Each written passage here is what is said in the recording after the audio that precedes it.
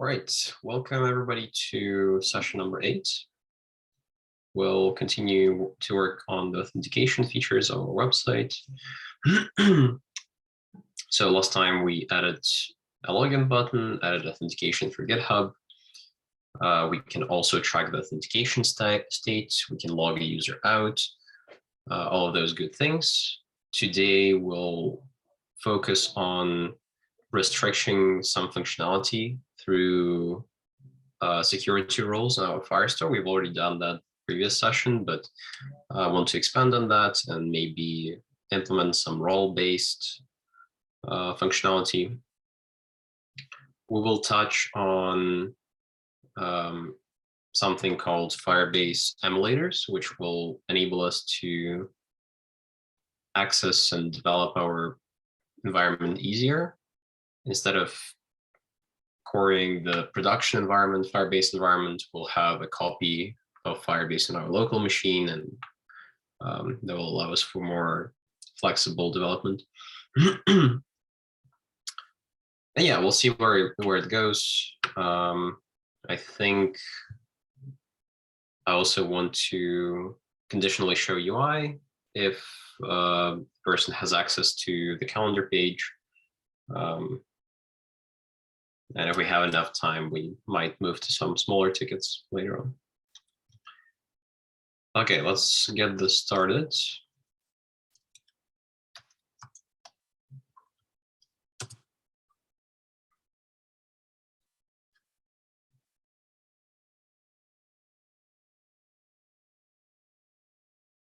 So here we are. I'm automatically logged in. From previous session, you can remember that clicking the icon logs you out, and log in will redirect you to GitHub and log you in as a new user. So that's what we've done so far.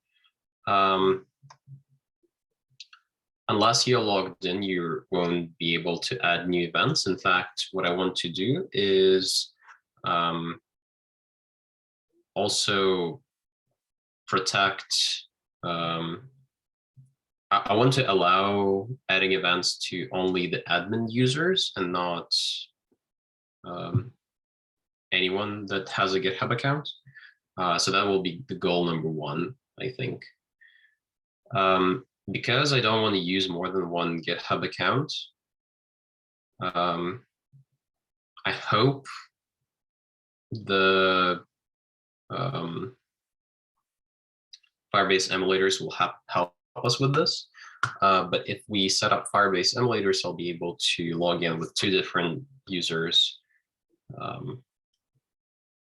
in the same setup. So let's get that going and see what we can do. So I think the first thing we need to do is run Firebase init and then set up some emulators through the CLI. We've already done this before, if you remember, to initialize the our project, but this time I'm actually going to select other options. So let's make this a bit bigger. Which Firebase features do you want to set up for this directory?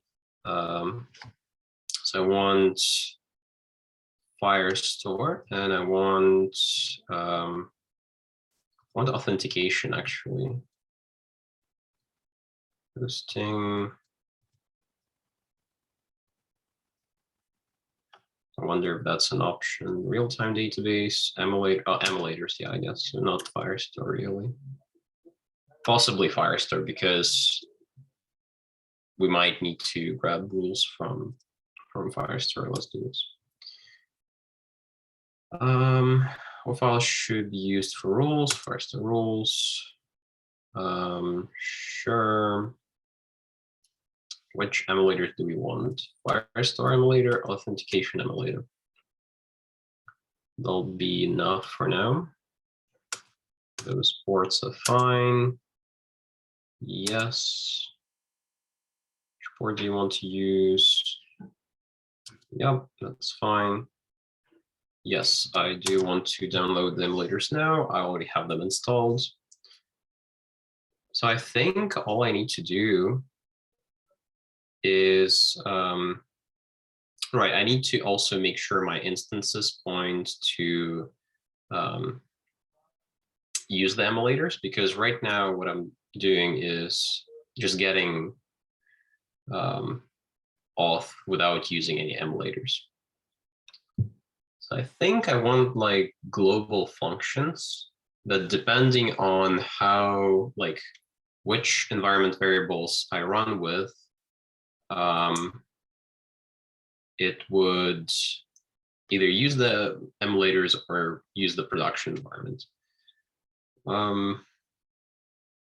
So let's see how we can do this.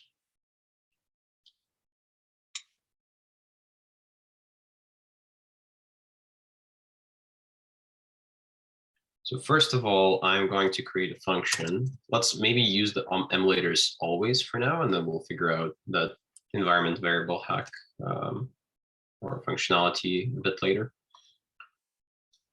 So we'll have function. Let's call it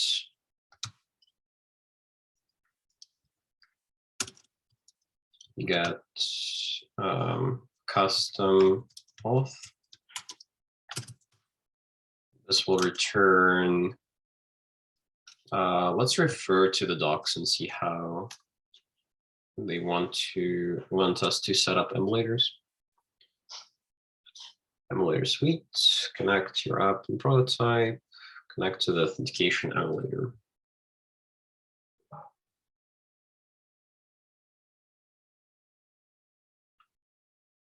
So here we're getting the auth instance, and then we need to connect auth to the emulator straight after we get it. So we have our auth variable, which is just get auth. This piece. This guy comes from Firebase Auth as well.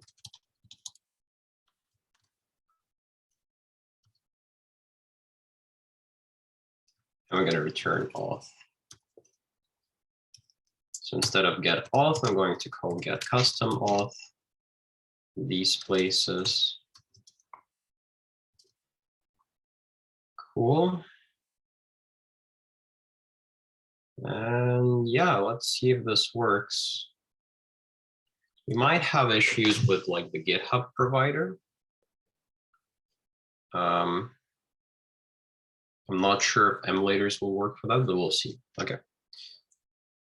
So now I want to run my emulators alongside with my app. That way I ensure that I actually talk to my emulators.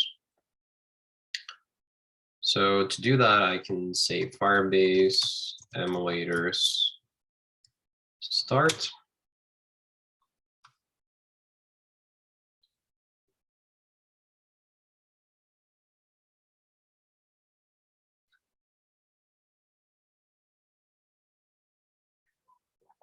Give it a few seconds. Okay, you can see that I have 3 emulators going: Authentication, Firestore, and hosting. So hosting is actually like the actual website, right? I am running a development version of the React website here, so I don't really need that. But if I want to check something similar to how it would look in production, I can check out localhost 5000 for that. I'm interested in auth, so let's open that. So we can see there are no users yet. And yeah, I'm curious what happens if I try to log in. So let's log out, which probably won't work. Ooh, emulator config failed. This is interesting.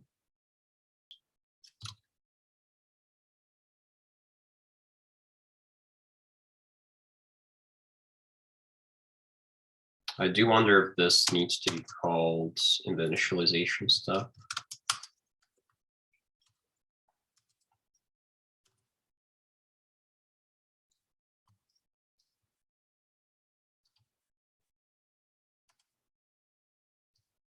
Try that.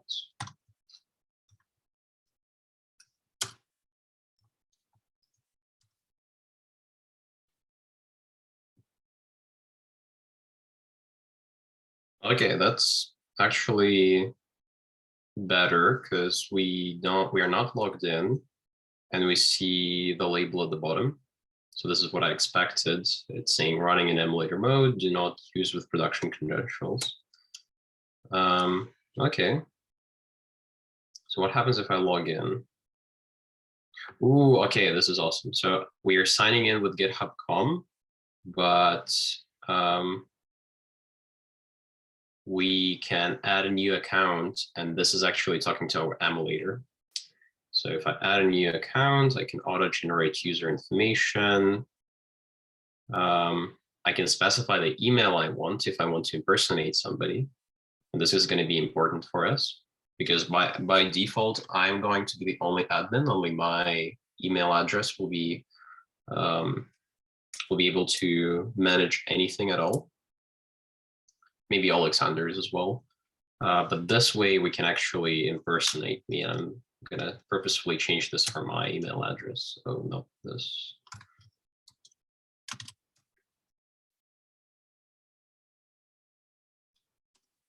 Also, we can test what happens if we don't provide photo URL. Probably something will be broken.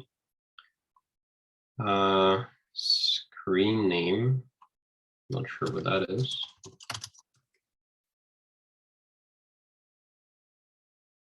And cool, yeah, so we got like broken image, but we are logged in and we're logged in with the emulators. So if I refresh this, you'll see that I have my user and the provider is GitHub. So this is amazing. I'm going to commit this.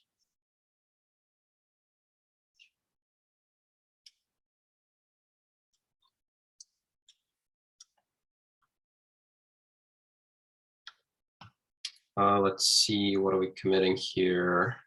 Actually, I might just use this left-hand side dialog. So Firebase JSON got updated. Yep, we got some Firestore and Emulator set up. Firestore indexes, rules, which actually got pulled from our rules in production. Index.js here. So we don't, yes, turns out that you only need to do this once, I think. This will work. Auth service. Yeah, so I don't think this needs to change. I think I'm going to undo these changes.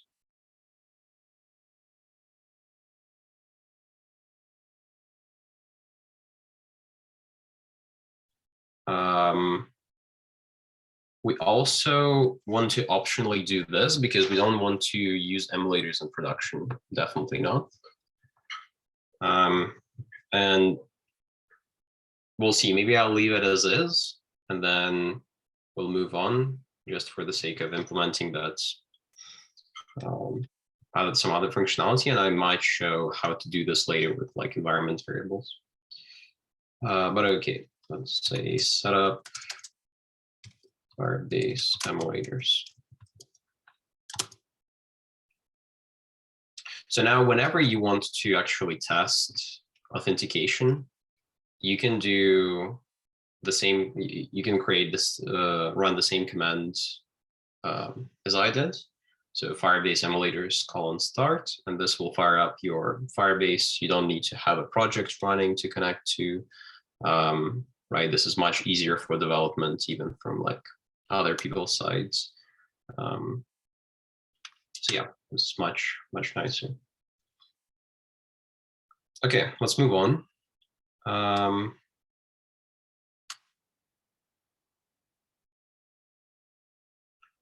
What I want want to say, so the initial goal was that not all GitHub users have access to creating events on our page. I want to implement that, and I want to implement that in security rules. So right now, I'm actually going to run this again and maybe log in with a different user. Still haven't figured out that multiple call issue. So let's log in, add a new account. I can auto-generate this information, doesn't matter. If I go to the calendar page, oh, we're still not using Firestore here, by the way. Yeah, so this is saying like, you're not logged in, you don't have permissions. I want to connect this to Firestore, and this way we will actually have permission. I'm curious why this happens, because it shouldn't really happen. But yeah, in index.js, we also want to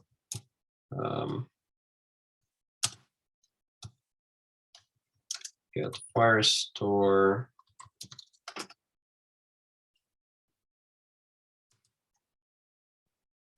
Then connect Firestore Emulator to the Firestore instance. Firestore instance. For whatever reason, this has a different API. You need to specify your host, which is localhost, and port, which is 8080 for Firestore. So let's see if this works. Let me start this.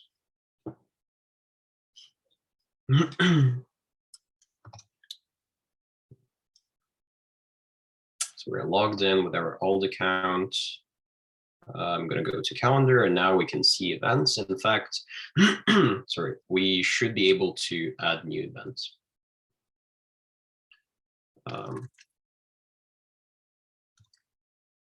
Yeah, I don't really care here.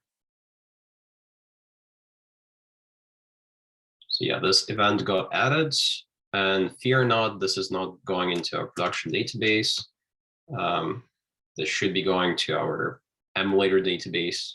So important distinction, this is in our just local host in my machine, did not impact what is actually in Cloud Firestore in my production events, which is super cool for testing.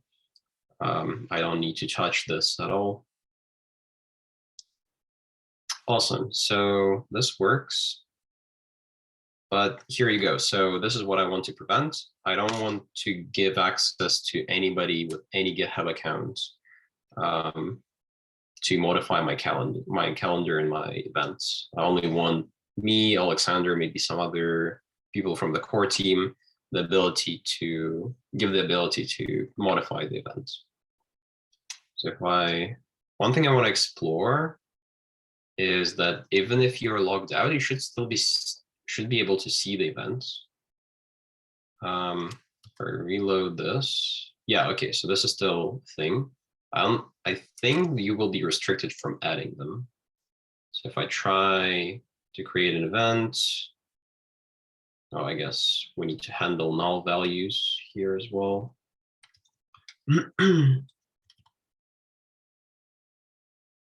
Here, so this will be permission denied. We should probably be showing some error of some kind, but all in all, this is great because, yeah, we're like, it actually even tells you which line you fail on in Firebase rules. If you look at my Firestore rules line 6, you can see that writes are restricted to unauthorized users. Okay, this works. This is fine. Great. Let's develop this further and only accept writes from admin users. So what I'm going to do is create an admins collection. And I'm going to add just some user information about the admins. And first one I'm going to add is myself. Here we go. This is me. And now the Firestore rule will look a bit different. We only want to allow writes if request auth. Oh, I also get the nice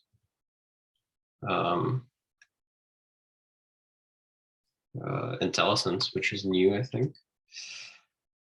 I don't see email, and I wonder if I do get access to email.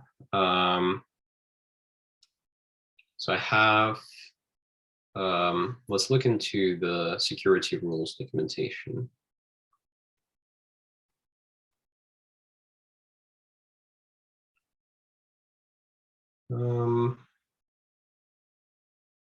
So like one of the examples they give you, and this is something similar that we're going to be writing, is here, like we only want to allow writes from, we only want to allow writes from a specific set of users. Either it's a writer or reader, depending on the role in the users table. So I think what I'll do, I don't think I can get more info from auth than UID and token. Well, I guess I can probably get stuff off of token, right? Request, auth, token. Oh yeah, here's email. So this is the email of the user that's trying to perform the write request. And I want to somehow say that some of the documents contain this email, and we might need to restructure the database now that I think about it. So what are they doing here? So they're doing a get off of this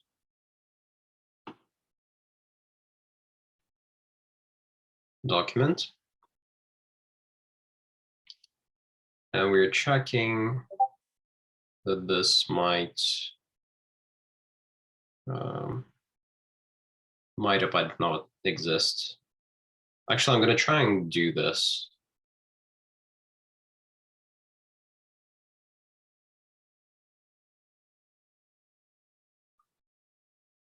Because I'm not sure how to check if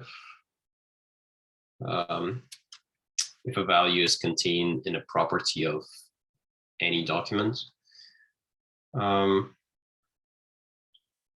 change of plan, I'm going to delete this. Yep. And I'm going to add a document which will have the ID of my user ID, I think. So let's try, let's actually delete the collection as well. So let's try and grab my user ID.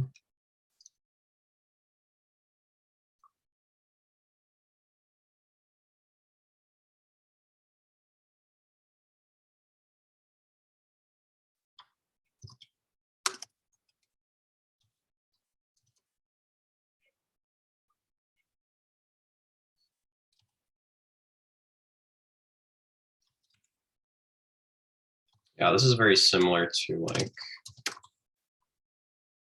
the authentication panel, actually.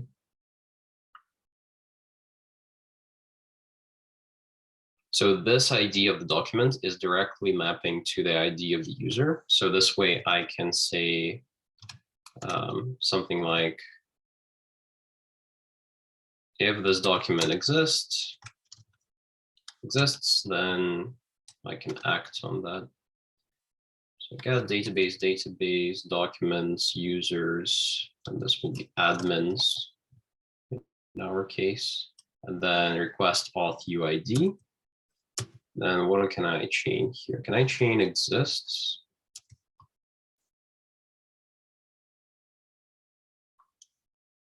Let's see, is there any reference for this? Firestore rules reference.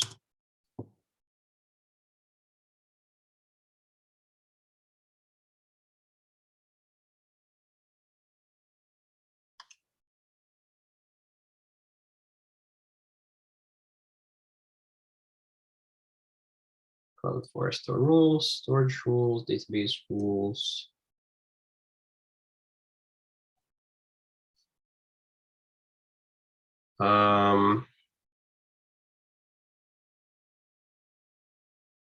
Okay, this is something else.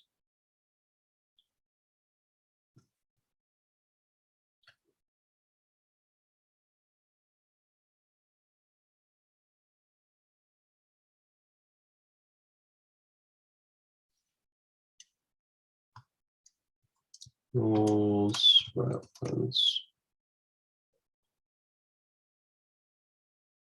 Yeah, that's the same thing that we've been on.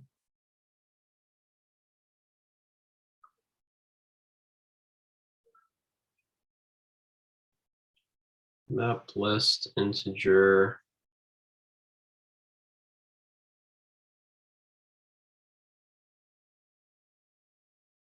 Rules Firestore request resource. Okay, exists is what we want. Exists and then the path. If exists that document, right? Okay, let's try this.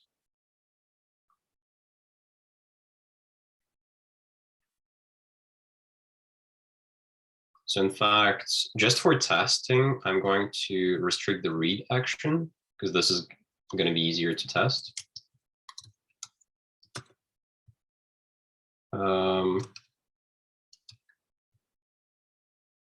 So we see that we failed because we're not logged in. I'm going to log in with Chicken Panda. And we should still fail because we're potentially not in that list. I'm going to log out and log in as my account. And this way we can access the calendar page. So this is working great. Once again, as a recap, what we've done here is we allowed a read of any document to only admin users. So if the request is being performed by somebody in the admins table, which our admins table contains just one document that says my name and my UID, only I can do any changes, read, write, whatever. So let's undo that testing thing, and this is great. Read, anybody can read, and only I can write. Cool. Let's commit this. Modify security rules.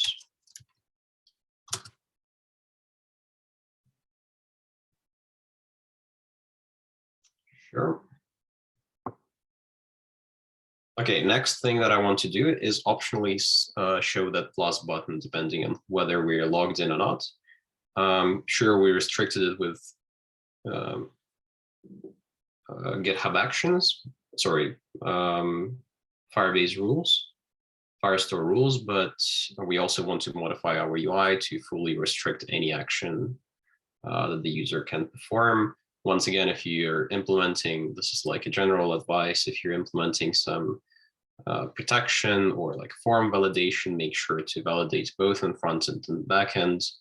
Only validating in front end is not enough. JavaScript can be changed and those validations can be bypassed. Any data could be submitted, right? Okay. back to our calendar page.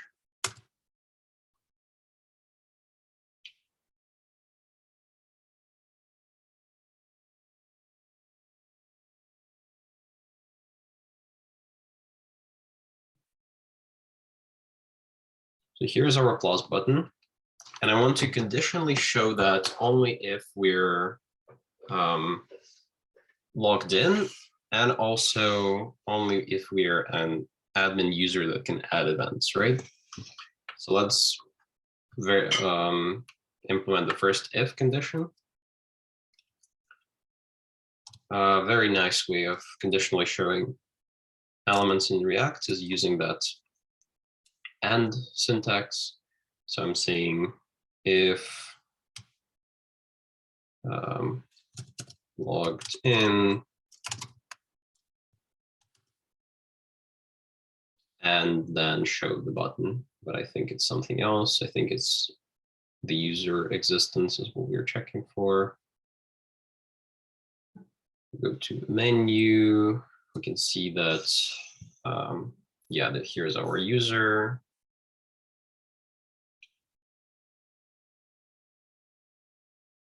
Might extract this to a hook, say like use user or something.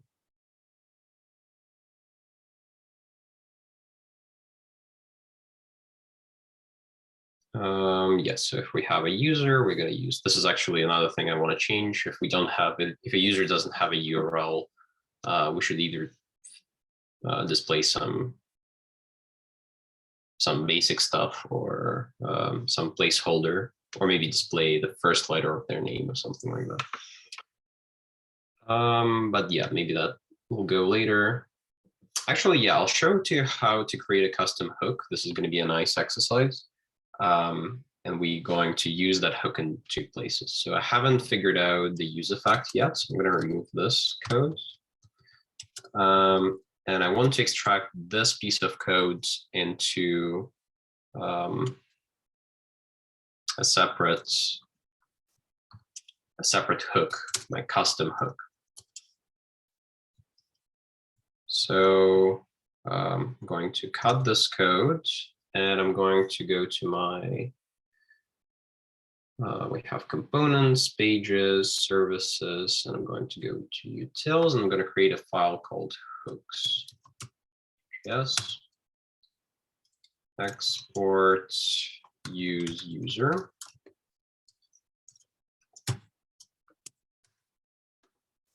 And this will just do this, right? So it's going to need use state, import use state from React.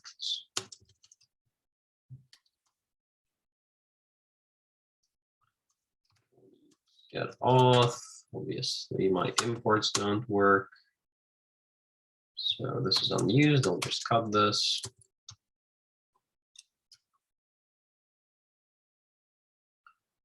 And this will return our user as the result. Cool. So we do have errors because I just cut some stuff. But fear not, we can use our custom hook here. So we can use our use user.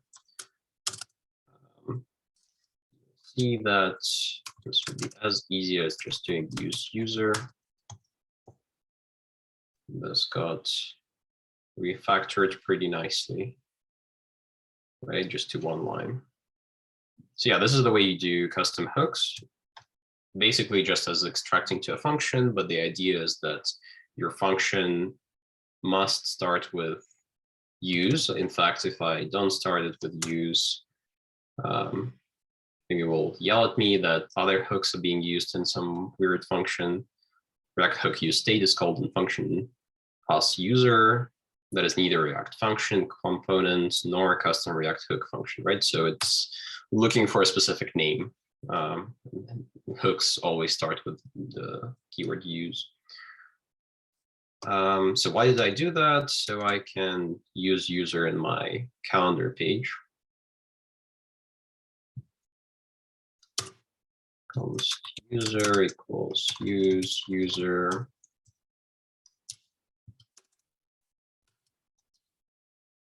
And I can say that if I have a user, I will show the custom button. If I don't have a user, I won't. And this is protection level 1, just the login state. So let's see how that looks like.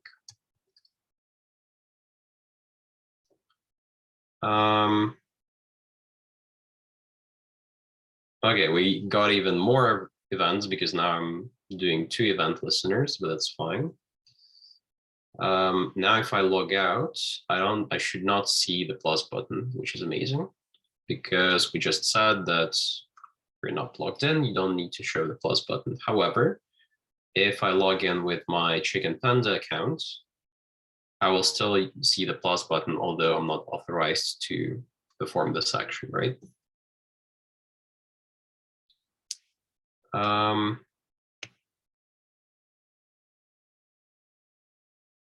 Yeah.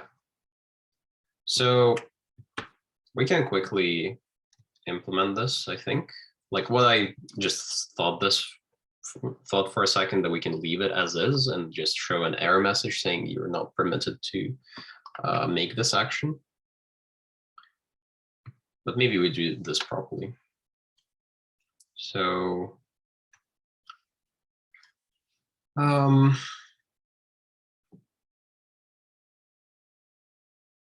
let's see, what I want to do is say, if we have a user and user is admin,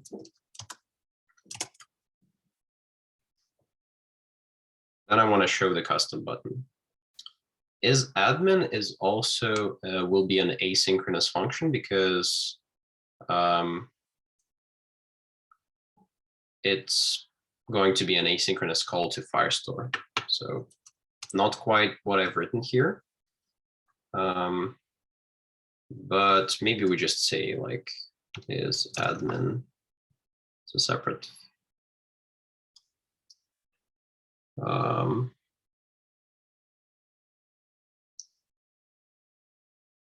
separate variable. And what I want to do is in my Firebase service, Firestore service,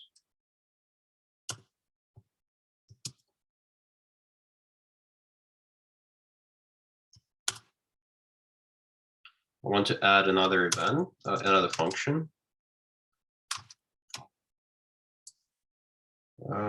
called is admin that will accept the user.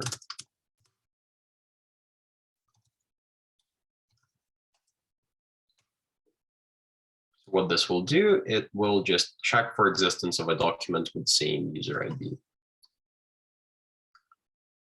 So what I'm going to do is fetch my database, pretty much something similar to this. Get Firestore, get the collection of admins. In fact, I want to check if there exists. Probably not.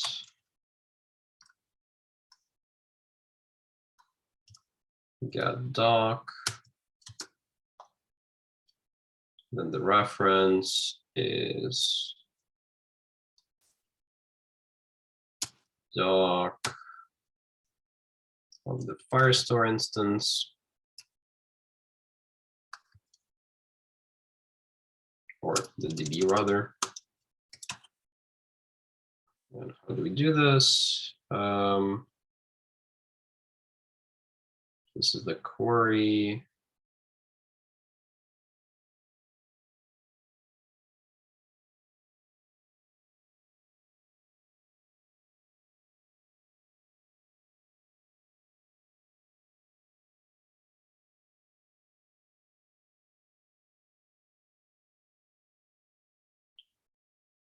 Gets document reference instance that refers to the document to the specified absolute path. So I wonder if I don't even need events like admins collection. I can do admins, then slash. This is a template string, and we interpolate with user UID.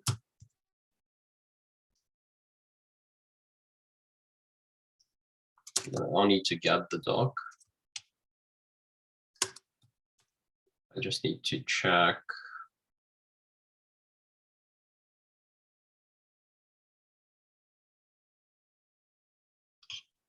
So doc is in fact synchronous. Maybe I do need to get the doc.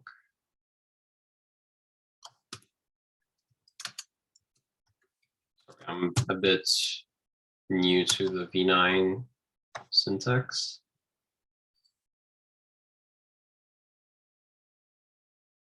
So what does docref have on it? Converter, Firestore, ID parent path, with converter. And what does get doc expect? Document reference, okay. So doc, and then yeah, maybe we just get the document straight up. Or maybe like admin. Wait, get doc.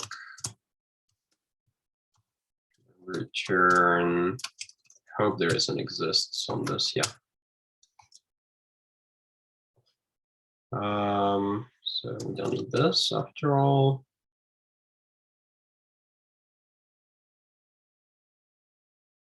Is admin is already declared. This is interesting.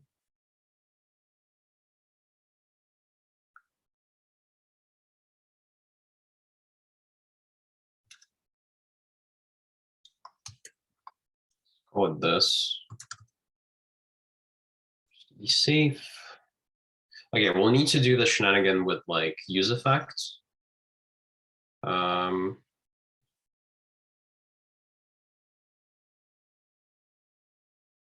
Just to set the state.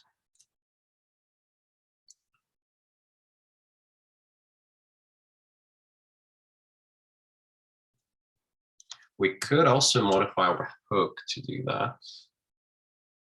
Okay, I'll just do it so it works first, and then maybe we can refactor.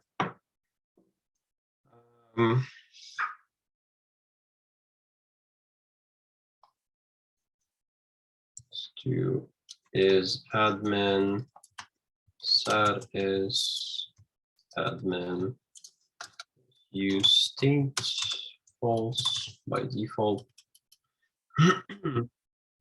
Then we'll have a use effect.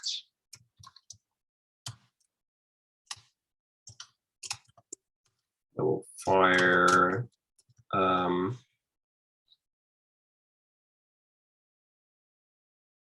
so it will depend on the user. And it will fire when the user changes, and it will check if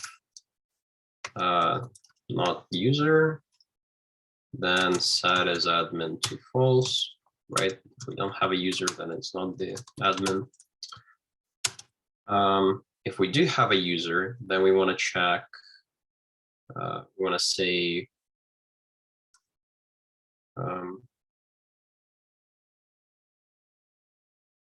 because you can't do async in use effect, we'll need to do what's called the immediately invoked function, IAF. So it's going to be async function that will be immediately called, and we're going to say that result equals wait, and call our new Firestore function. Is user admin, pass the user in. And we're going to call set is admin to the results. Cool. Okay, so this might work. Now we're protected by the fact that the user exists and there's an admin. Actually, I don't even need to check this because admin is already assumes that there is a user. So let's see if this will work. Okay, set as admin is not a function. Well, that's not true.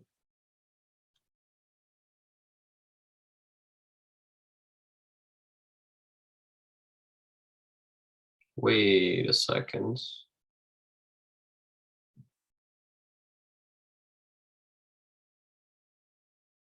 Ooh, there's another way. Interesting. This is right, because there's claims as well. There are claims. We might not even need the Firebase, the Firestore list at all. I accidentally imported this and seems like this is what we want. Can I modify claims on a user? If that's true, then this is much easier. Okay, yeah. So I wonder if I can just do role admin or something on myself. And then like we don't need this user admin. We can just do, we don't need the state at all. We don't need this use effect.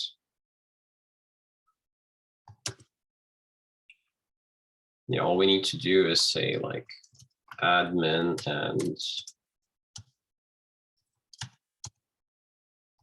sorry, user, and possibly this is admin function. This might be it.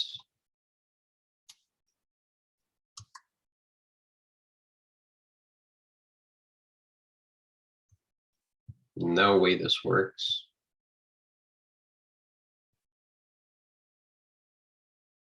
Okay, I still don't see the plus button. Just like very quickly, I'm gonna search for this. Firebase is admin.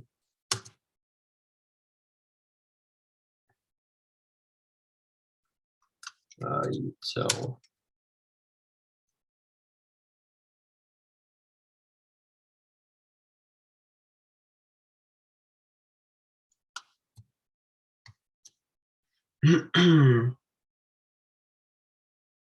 So claims are extra parameters that you can specify on each user, and it seems like is admin is going to do a service to us. Attempts to peer into an auth token and determine if it's an admin auth token by looking at the claims portion. May return a false negative if there is no native base64 decoding support. Does check if the token is actually valid.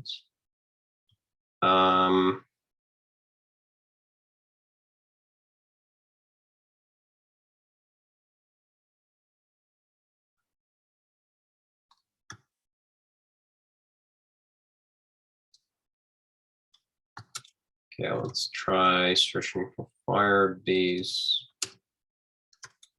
Auth. Just as DK is admin. I want specifically this. Anything in the docs about this? Control access with custom claims and security rules. That's fine. Oh, admin true. Okay. Maybe that's the thing. Maybe we need to do this. Do they do is admin later on?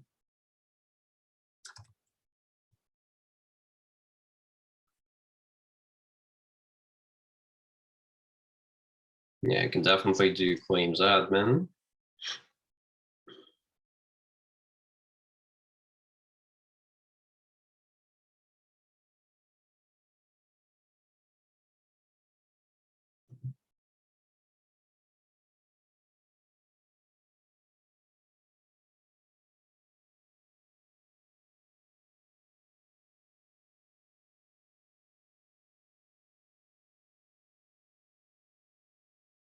Okay, I'm really curious now. Let's modify this guy. say that admin is actually true. Save. Is this? Yeah, this will always return Boolean. No, eh?